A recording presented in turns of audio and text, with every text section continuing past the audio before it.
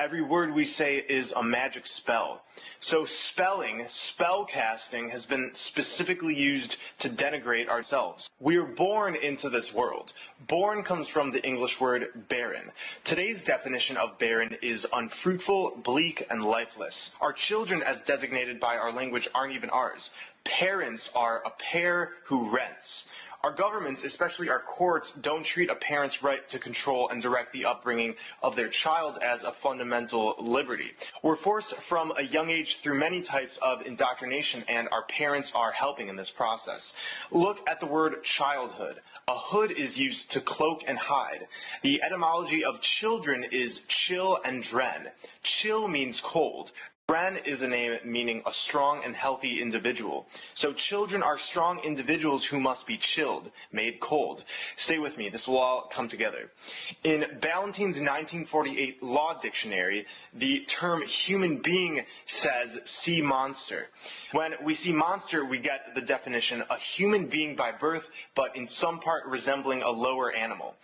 In the Oxford New English Dictionary of 1901, a human is defined as belonging or relative to man, as distinguished from God or superhuman beings. So these definitions are telling us we're monsters, and the word live backwards is evil. Our language is telling us we're born as monsters who are bleak and lifeless to a pair who rents us out to the government and other corporations that indoctrinate us. Our childhood is spent under a cloak, and we're evil when we live. Our sentences are made up of words. The word sisters in Greek mythology were fates or witches who controlled the fates of man. Every word we say directly affects our reality and ultimately our fate. The Egyptian deity Thoth is said to have invented language and writing.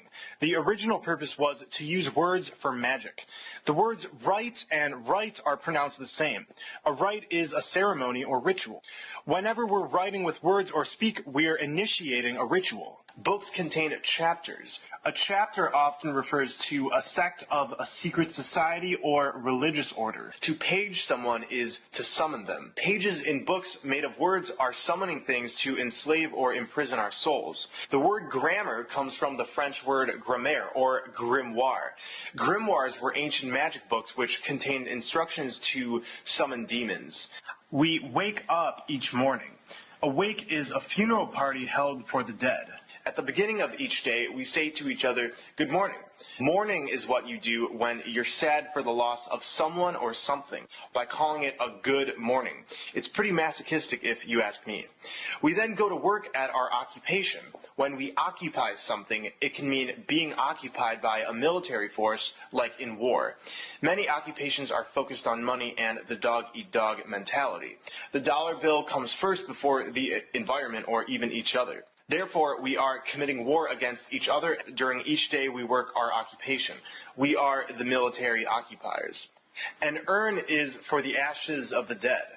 For the average 9-to-5 worker, it would have to be one of the weekdays in order to earn a living.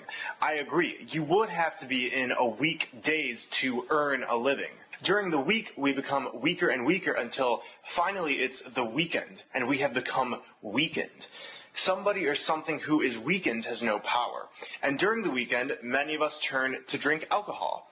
Alcohol comes from the Arabic word al-kul, which is a body-eating spirit. It's also the source of the word ghoul. We drink booze or booze. Booze are synonymous with spirits who scare you, but what can you expect when you're drinking spirits? Alcohol has always been a medium for entities to flow through, and the effects in part demonstrate this.